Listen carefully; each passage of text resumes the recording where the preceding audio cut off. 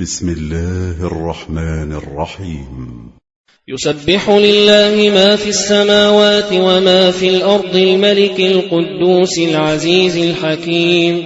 هو الذي بعث في الأميين رسولا منهم يتلو عليهم آياته ويزكيهم ويعلمهم الكتاب والحكمة وإن كانوا من قبل لفي ضلال مبين وآخرين منهم لما يلحقوا بهم وهو العزيز الحكيم ذلك فضل الله يؤتيه من يشاء والله ذو الفضل العظيم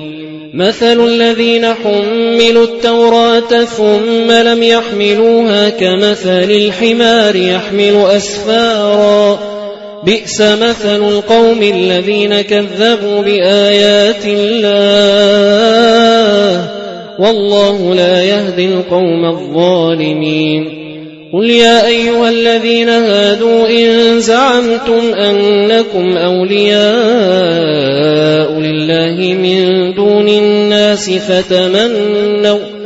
فتمنوا الموت إن كنتم صادقين ولا يتمنونه أبدا بما قدمت أيديهم والله عليم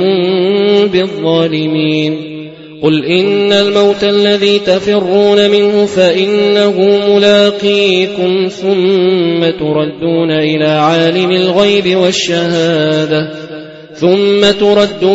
عالم الغيب والشهادة فينبئكم بما كنتم تعملون يا أيها الذين آمنوا إذا نودي للصلاة من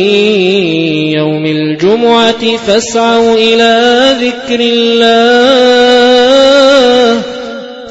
إلى ذكر الله وذروا البيع ذلكم خير لكم إن كنتم تعلمون فإذا قضيت الصلاة فانتشروا في الأرض وابتغوا من فضل الله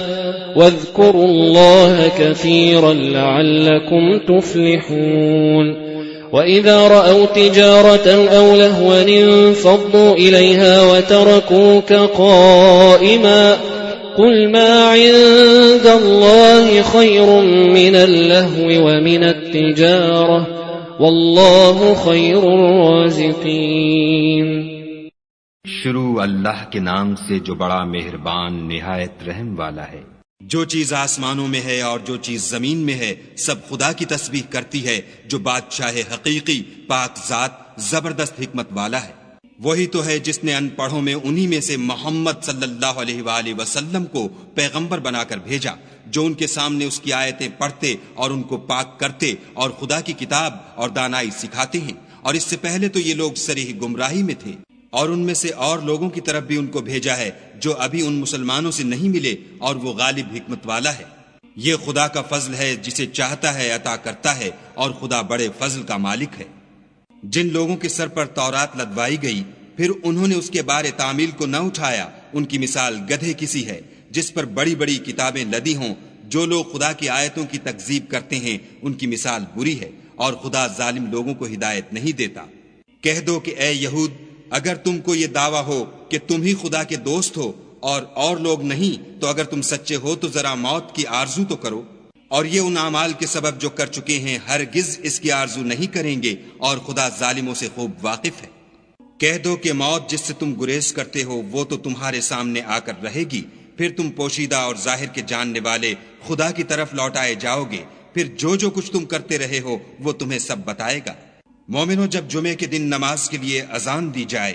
तो खुदा की याद यानी नमाज के लिए जल्दी करो और खरीदो फरोख्त तर्क कर दो अगर समझो तो ये तुम्हारे हक में बेहतर है। फिर जब नमाज हो चुके तो अपनी अपनी राह लो और खुदा का फजल तलाश करो और खुदा को बहुत बहुत याद करते रहो ताकि नजात पाओ। और जब ये लोग सौदा बिकता या तमाशा होता देखते हैं तो उधर भाग जाते हैं और तुम्हें खड़े का खड़ा छोड़ जाते हैं। कह दो कि जो चीज खुदा के यहाँ है वो तमाशे और सौदे से कहीं बेहतर है और खुदा सबसे बेहतर रिज्क देने वाला है।